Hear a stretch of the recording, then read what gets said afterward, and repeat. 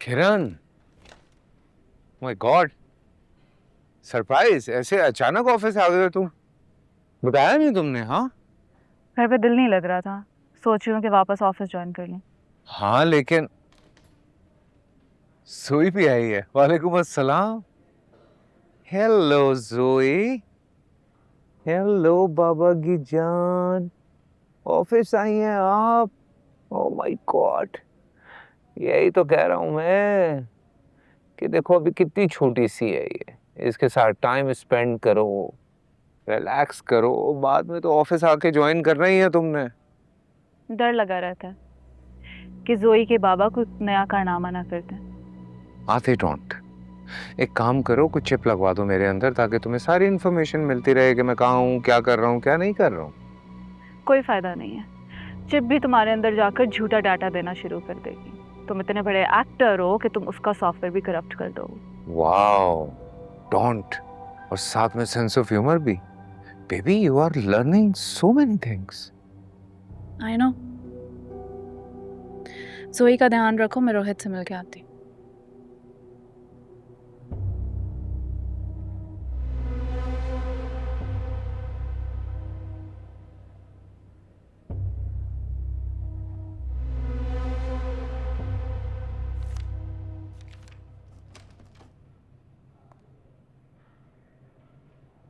Hello Rohit, कैसे हो?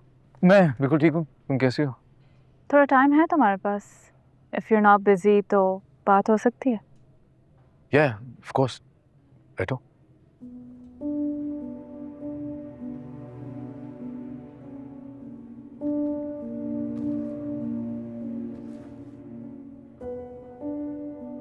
कल कामरान ने बताया कि तुम्हें सब पता था। हाँ, मुझे पता था। तो मुझे कल क्यों नहीं बताया तुमने? आई नो व्हाट टू से। समझ में नहीं आया कि क्या कहूँ तुमसे। और कब से चल रहा था ये सब? मैंने जो भी देखा उसी रात देखा था, उसी दिन मुझे पता चला। कितना बड़ा फ्रॉड है ना कामरान। अफेयर चला लिया, ना तुम्हें पता चला ना मुझे। हाँ, और आखिर पकड़ा भी गया ना, फिर सब कुछ फेस भी कर रहा है। मगर मुझे एक बात समझ नहीं आ रही है। हैरत की बात है, इस सारे सर्कस में सिर्फ तुम्हें एक ही बात समझ में नहीं आ रही। नहीं, बहुत लंबी लिस्ट है बातों की, जिनमें से कुछ बातें समझ में आ गई हैं और कुछ समझ में नहीं आई हैं। उनमें से एक बात तुमसे रिलेटेड है। वो क्या? मनीषा। मनीषा क्यों सहर का साथ दे रही है? क्योंकि उसकी मर्जी है, मैं कुछ नहीं कर सकता इसमें। नहीं, मैं जानती हूँ मनीषा को। अगर कामरान की स्टोरी सच है, जो तुम कह रहे हो कि सच है, तो ये बात तुम मनीषा को क्यों नहीं समझा पाए? किरण, मैंने उसे समझाने की कोशिश की लेकिन उसे समझ नहीं आई। तो फिर तो मुझे भी नहीं समझ आनी चाहिए।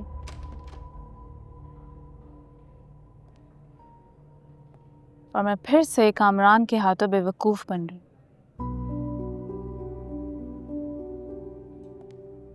नहीं, ऐसा नहीं। मनीषा बेवकूफ बन रही है शहर के हाथ, क्योंकि शहर एक ड्रामा क्वीन ऐसी परफॉर्मेंस देती है, ऐसी परफॉर्मेंस देती है कि कभी कभी मुझे भी यह लगता है कि जो इल्जाम उसने मुझ पे लगाया वो सच। हस्बैंड है रोहित मनीषा का, वो इसके बजाय शहर पर क्यों यकीन करेगी? क्या हो गया है तुम्हें? तुम अदालत में थी, तुमने परफॉर्मेंस देखी थी उसकी। जज साहब कन्विंस हो गए। उनका तो बस नहीं चल रहा था उस वक्त के खड़े खड़े मुझे फांसी की सजा सुना दे बगैर सबूतों के। ठीक है, मैं खुद मिलकर मनीषा से ये डिस्कस कर लूंगी। ऐसा करने की जरूरत नहीं है। मैं हूं ना, मैं उसे समझाने की कोशिश करूंगा। प्लीज मुझे थोड़ा वक्त दो। आई होप के अगली हियरिंग से पहले कन्विंस कर लेगा तू उससे। मैं कोशिश कर रहा हूं उसे कन्विंस करने की, लेकिन तुम दोनों को प्लीज थोड़ा सब्र से काम लेना पड़ेगा। देखो, तुम दोनों उसे अच्छी तरह जानते हो। मैं उसे कन्विंस करने की कोशिश जरूर कर सकता हूँ, लेकिन मैं उसे फोर्स नहीं कर सकता। भाई, केस खत्म होने से पहले कन्विंस कर लेना। क्यों डर लग रहा है तुझे कि कहीं मनीषा अगर सैर का साथ देती रही तो तू केस हार जाएगा? नहीं, केस तो नहीं हारूंगा मैं। केस तो सहर हारेगी। हाँ, अलबत्ता मनीषा अगर उसका साथ देती रही तो सहर को केस हारने में जरा ज्यादा वक्त लग जाएगा। चलो अच्छी बात है, एटलीस्ट तुझे खतरा तो नहीं कि मनीषा की वजह से तुझे सजा हो जाएगी। नहीं, खतरा मुझे क्या खतरा होना है? मुझे कोई खतरा नहीं है। मैं जोई को लेकर अम्मी की तरफ जा रही हूँ। क्यों? तुम क्यों जा रही हो जान? क्योंकि तुम्हारा वजूद बर्दाश्त नहीं हो रहा मुझसे। ठीक है, जाओ फिर तुम। कोर्ट आऊंगी मैं हेयरिंग पे।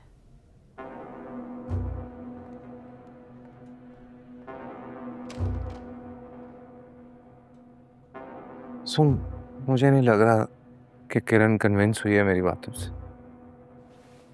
वो कन्विंस नहीं होगी, इसलिए बेहतर ये होगा कि झूठ पे झूठ बोलने के बजाय एटलीस्ट इसके सामने अपने जुर्म का एतराफ कर और माफी मांग। क्या बातें कर रहा है तू? ये लास्ट ऑप्शन है मेरे पास। अभी से उसको सब सच बता के उसका दिल दुखा दूं मैं। अरे वाह, इतना जेनरस आदमी है तू, इतनी केयर करता है किरण की। क्यों नहीं करूंगा, बीवी है मेरी, प्यार करता हूं उससे। For God's sakes, man.